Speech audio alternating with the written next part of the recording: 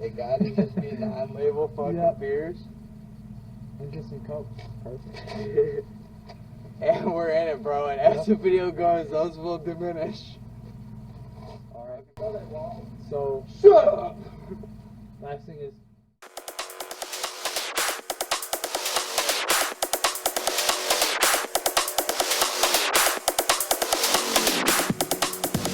that if you don't put an LS motor in something, you're doing it wrong. Put some crazy motors in these things. Well, guess what? If you ain't breathing pure American horsepower out of your freaking LS breathing fire machine, then you're doing something wrong.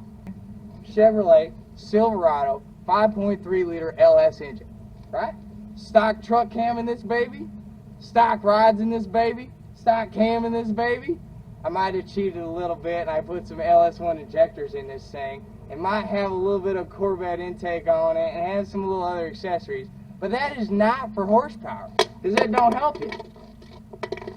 It's just to make it look better. Because trust me, man, if I wanted some horsepower at this stock truck motor, I'd keep the truck intake on it. So, since it's not sticking out the hood and I have this beautiful aftermarket carbon fiber hearted vented hood on this baby, we went with an LS1 intake, which actually slowed me down. Am I offended? Absolutely not. It looks great. It makes decent power. Back to the point. Rage on that beat, going crazy. What else we got in the rear? I decided I wanted to make this car worth 8,000-9,000 horsepower eventually, so might as well do the drivetrain the right way. From the back, the AR5 transmission out of Colorado is good for, they say, 700, 800 foot-pounds of torque, so we're covered there. Drive shaft, custom drive shaft. Went 3-inch steel, it's good for 700-800 horsepower. Behind that, I decided to put the Ronin axle kit in it. It holds an 8.8 Ford differential.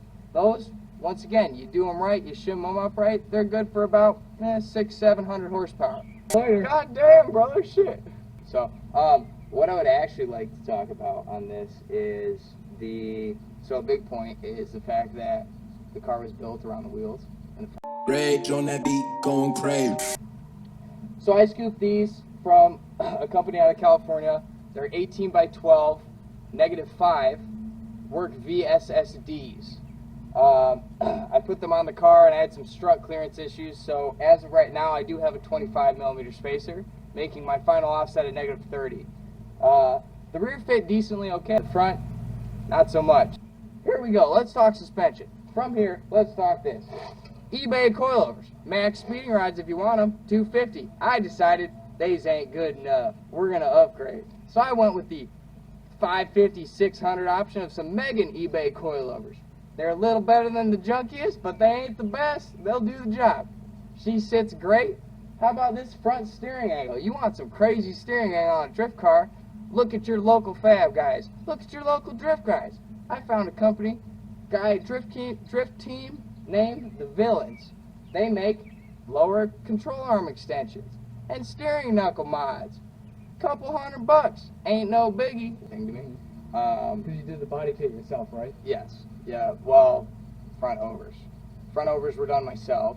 I got the wheels after finding a hot deal on them, and I was like, they're not going to fit, but we're going to make them fit. So they showed up. I bolted them on, and they didn't fit like expected. Shocker. So I was like, let's make this work. I had the stock fenders on it, and I said, I know a little bit about fabricating up something custom, and let's do something different. So I went and got 1/4-inch dowel and made this all the shape from scratch.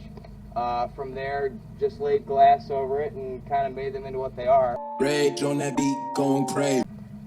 And how long did it take you to build it? So, this car was bought as a rolling chassis 9 months ago. I bought it thinking it has potential, you know, we're going to be changing everything anyway, so why do I need all the stock stuff?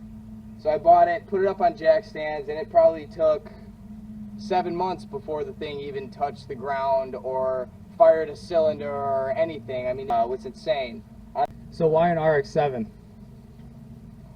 When I was weighing out chassis to build this car, I told myself, I want one of two things. I either want a classic muscle car that can drive me from one side of the U.S. or I want a spec drift car.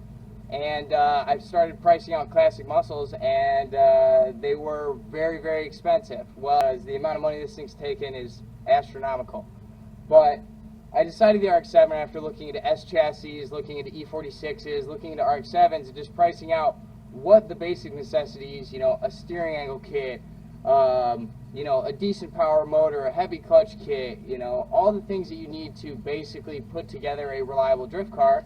And the RX7 part accessibility and availability of getting parts cheaply, it just amounted out that that's what I need to buy. S chassis is getting popular enough now that the parts are expensive. You know, E46 chassis is on its way up.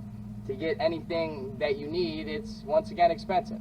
RX7 amounted out that, you know, I said, hey, for $6-7 grand I can have a sweet drift car. Well, guess what? That $6-7 grand went real quick.